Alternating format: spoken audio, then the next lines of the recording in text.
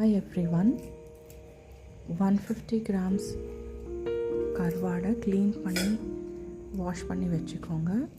இந்த மாதிரி தலை பகுதியை எடுத்துகிட்டு வாஷ் பண்ணி வச்சுக்கோங்க. நான் 150 கிராம்ஸ் தான் எடுத்திருக்கேன். நெல்லிக்காய் அளவு புளி ஊற வச்சுக்கோங்க. ஒரு மிக்ஸி ஜாரில் ஒரு வெங்காயம், 2 தக்காளி ரஃப்பாக சாப் பண்ணி போட்டுக்கோங்க. 1/4 மூடி தேங்காய்,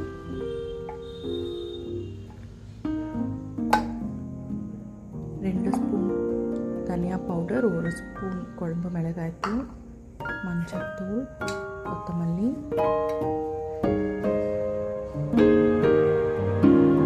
தண்ணி போடாமல் அரைச்சிக்கோங்க.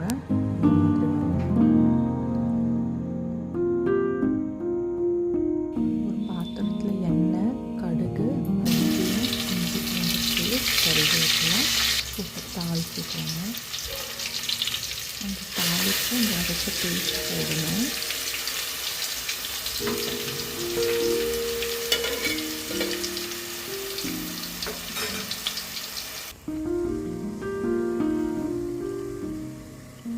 தேவையான அளவு தண்ணி ஊற்றிக்கணும். திக்காக வேணும்னா கம்மி தண்ணி ஊற்றிக்கலாம். குழம்பு மாதிரி வேணும்னா நிறைய தண்ணி.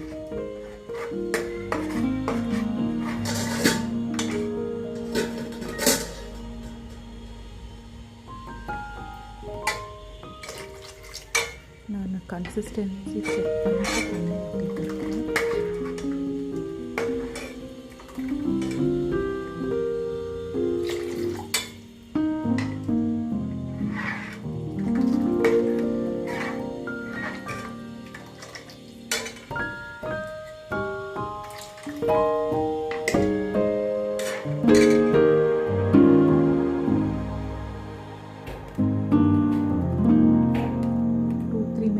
கொதிக்கட்டும், பச்சை வாசம் போகிற வரைக்கும்.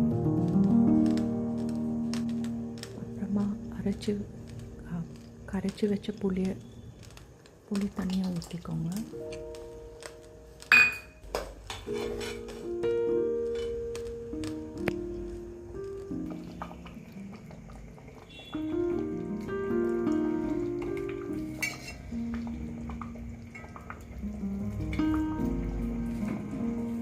க்ளீன் பண்ணி வச்ச கருவாடு போட்டுட்டு ஒரு 1 to 2 minutes கொதிக்கட்டும்.